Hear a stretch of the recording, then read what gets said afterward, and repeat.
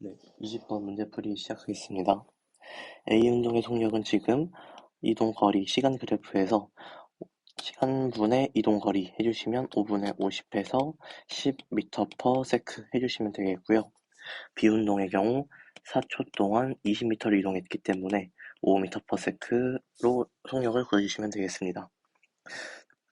다음 문제, 자유낙하는 물체가 시간에 따라 속력이 일정하게 커지는 이유를 서술하시오.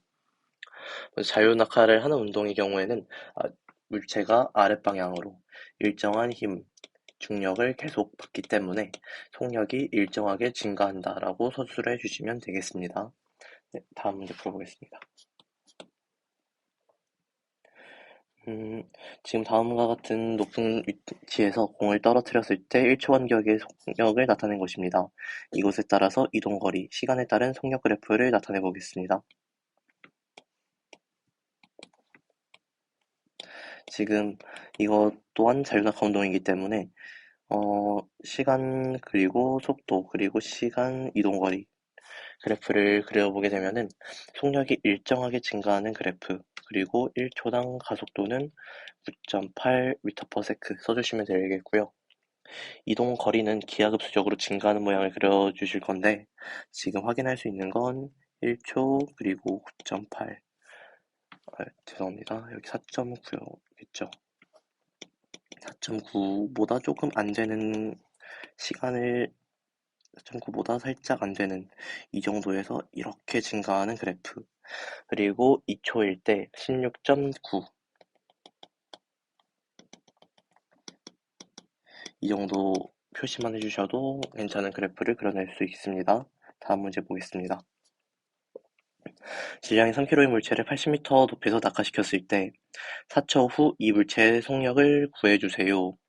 언제나 물체가 떨어질 때는 중력과 속도 9.8에만 영향을 받기 때문에 4초 후 곱하기 4 해주시면 속력은 39.2m/s를 구해주시면 되겠습니다. 다음 문제. 다음 두 현상의 공통점을 속력과 관련하여 설명하시오. 모두 번지점프, 사과가 떨어지는 등 자유낙하 운동이죠. 이러면은 모두 속력이 증가한다 라는 공통된 특징을 써주시면 되겠습니다. 다음 문제. 지구와 달의 같은 물체를 같은 높이에서 떨어뜨렸을 때 자유낙하는 속력 변화를 나타내시오. 지금 이 문제는 달과 지구의 중력이 다르다는 것을 알고 있으면 쉽게 풀어낼 수 있습니다. 달의 중력이 지구의 중력보다 작기 때문에 지구에서의 속력 변화가 달에서보다 크다. 속력 변화는 지구가 달보다 크다. 이거를 서술해 주시면 되겠습니다. 다음 문제. 진공 상태에서 질량이 다른 두 물체를 같은 높이에서 동시에 떨어뜨렸습니다. 이 두 물체의 속력 변화, 두 물체 사이에서 작용하는 중력의 크기를 비교하여 써주십시오. 속력 변화는 모두 같은 높이에서 떨어뜨렸음에도 중력 가속도 9.8의 영향을 받기 때문에 속력 변화는 동일하다라고 써주시면 되겠습니다. 그리고 중력의 크기는 항상 그 물체가 지닌 무게의 영향을 받기 때문에 중력의 경우 A가 더 크다라고 써주시면 되겠습니다. 다음 문제. 모두 같은 상태, 같은 높이에서 떨어뜨렸을 때 가장 먼저 떨어지는 것을 순서대로 써주십시오. 떨어지는 순서대로 써달라는 문제인데요. 어차피 모든 물체는 그러니까 질량에 관계없이 같은 높이에서 떨어졌다면 무조건 동시에 떨어질 수밖에 없습니다. 왜냐하면 F는 ma에서 지금 받는 힘은 중력밖에 없고 지금 질량이 다를지라도 이것이 똑같기 때문에 물체가 받는 힘만 달라진다 라고 생각을 해주시면 되겠습니다. 다음 문제. 질량이 다른 쇠구슬과 깃털을 공기 중과 진공 상태의 같은 높이에서 낙하시킨 모습입니다. 가와 나 중에서 공기 중의 낙하 사진을 찾고 그 이유를 서술하여 주십시오. 이 부분에서는 바로 가가 공기 중에서 낙하되는 사진이다 라고 찾아주시면 되는데요. 공기 중에서는 중력뿐만 아니라 공기저항까지 작용하면서 두 물체가 같이 떨어질 수 없다라고 서술해 주시면 되겠습니다. 다음 문제입니다. 무게가 100N인 상자를 들고 수평 방향으로 10m 이동하여 걸어가는 경우 사람이 하는 일과 그 이유를 서술하시오. 사람의 무게는 지금 수직 방향으로 작용하는 힘인데 이게 지금 수평 방향으로 이동하고 있기 때문에 힘과 이동 거리가 수직이 되는 경우가 발생합니다. 이런 경우에는 일을 하지 않았다라고 서술해 주시면 되고요. 방금 했던 거 말과 마찬가지로 이동 거리와 힘이 수직이 되는 이 경우에 의해서 일을 하지 않았다라고 서술해 주시면 되겠습니다. 다음 문제. 과학에서 말하는 한 일의 양이 0인 경우를 힘, 이동거리, 힘과 이동거리의 관계와 관련하여 각각 하나씩 예를 쓰시오. 힘이 0인 경우도 있을 거고 마찰력이 없는 빙판이 있을 수 있겠죠. 두 번째, 이동거리가 없는 경우. 제가 멈춰져 있는 벽을 밀었지만 벽이 밀리지 않았다. 이런 것도 있을 수 있고 힘과 이동거리, 아까 위에서 했던 것 같이 무게가 있는 물체를 들고 이동했을 때 일을 하지 않았죠. 이런 경우가 있을 수 있겠습니다. 지금 다음 그래프는 힘 이동거리 그래프인데요. 색칠한 부분의 넓이는 fs죠. fs는 w라고 앞에서 공식으로 배운 적이 있습니다. 이 부분은 fs는 한 일이 되겠습니다. 여기도 아까랑 마찬가지 문제인데요. 물체가 5m 이동하였을 때 질량이 3kg인 것과는 무관하게 이 힘이 물체에 준 일은 fs로 계산해 주시면 됩니다. 10N 5m, 즉 50N이 되겠죠. 죄송합니다. 50줄의 일을 했다라고 해주시면 되겠습니다. 10kg의 물체를 A 위치에서 B 위치까지 F1의 힘으로 등속으로 끌어당겼습니다. 그런 다음에 F2의 힘으로 C의 위치까지 등속으로 끌어올린 것을 나타낸 것입니다. 이때 F2의 크기를 구해주세요. 그리고 F2가 한 일의 양을 구해주세요라는 문제입니다. 여기서 답을 바로 써주시면 중력에 대한 일을 해야 되기 때문에 10kg에 대한 것을 2m 이동시켰을 때 10 곱하기 mgh 9.8 곱하기 2 해주시면 끌어올렸기 때문에 10 곱하기 9.8에서 98N의 힘의 크기를 구해주시면 되고요. 한 일의 양이라고 하면은 98N의 힘으로 2m를 이동시켰다. 196줄이 돼야 되겠습니다.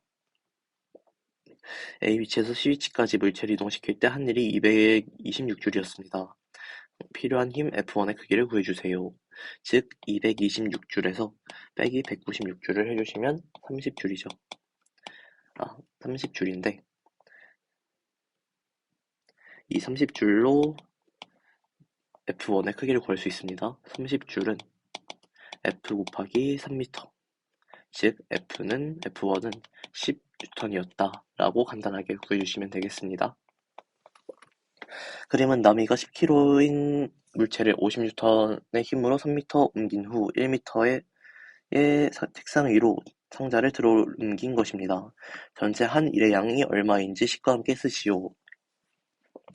지금 여기가 나미가 한 일은 50N의 힘으로 3m를 이동시킨 것 하나가 있을 수 있고요. 그리고 물체가 10kg의 물체를 1m 들어 올렸기 때문에 mgH에 해당하는 일을 했겠죠. 10kg 곱하기 중력 9.8 곱하기 h1, 즉 98줄의 1을 더했습니다. 그러면은 98 더하기 150 해주시면 248줄의 일을 했다라고 써주시면 되겠습니다. 다음 문제 넘어가겠습니다. 질량이 2kg인 물체가 평평한 마룻바닥 위에 놓여 있고 이 물체를 밀어서 이동시킨 후 이동시키는데 10N의 힘이 들었습니다. 이 물체를 5m 밀고 가 다시 수직으로 5m 들어 올렸다면 한 일의 양은 모두 몇 줄이겠습니까? 다시 수직으로 5m 들어 올렸고 질량 2kg의 물체를 밀어서 이동시켰습니다. 10N의 힘으로. 즉, 이 문제에서 10N의 힘으로 5m를 밀었고 여기서 50줄의 일을 했고 질량이 2kg인 물체를 9.8 mgh, 즉 5m를 이동시켰기 때문에 또 다시 98줄 일을 했습니다. 더하면 148줄의 일을 했다라고 말씀해 주시면 되겠습니다. 죄송합니다. 지금 다음 그림은 질량이 10kg인 물체를 수평면에서 밀어 올려 10m 이동시킨 후 수직으로 1m 들어 올린 상황을 나타낸 것입니다. 수평면의 작용과 마찰력은 5N입니다. 물체가 A, B, C로 이동할 때 한 일의 양을 구하고 일의 양을 구한 과정을 서술해 주세요. 5N의 힘으로 10m를 이동시켰기 때문에 5N 곱하기 10m, 즉 50줄의 1을 먼저 했고 10kg에 해당하는 물체를 9.8 중력과 속도 상수 그리고 1m mgh를 해주시면 98줄을 다시 하겠죠. 이걸 더해주시면 위에 답과 똑같이 148줄의 1을 하게 됩니다. 다음 문제입니다. 그림은 사람이 돌을 들어 올려 떨어뜨려 말뚝을 박는 모습입니다. 가와 나의 일과 에너지의 관계를 각을 서술해 주시면 되겠습니다. 돌을 들어 올림에 따라서 돌이 갖고 있는 위치 에너지가 증가하게 되게 됩니다. 그리고 다시 나에서 돌이 떨어지는 과정에서 증가된 위치 에너지가 감소하게 되고 이게 말뚝을 박는 일을 하게 된 것이죠. 이런 과정에 따라서 서술해 주시면 되겠습니다. 다음 문제. 선반 A에 있던 무게 50N인 물체에 100N의 일을 해주어 선반 B로 올려놓았다. 물음에 답하시오. 선반 A면을 기준으로 할 때 A 위치에서 가지는 위치 에너지는 기준면이 A이기 때문에 여기를 기준으로 해서 얘가 갖는 위치 에너지는 없다라고 말을 해주셔야 되겠습니다. 0줄.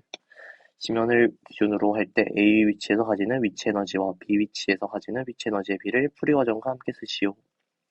지면을 기준으로 했을 때 지금 여기로 올리는데 100줄의 힘이 들었습니다.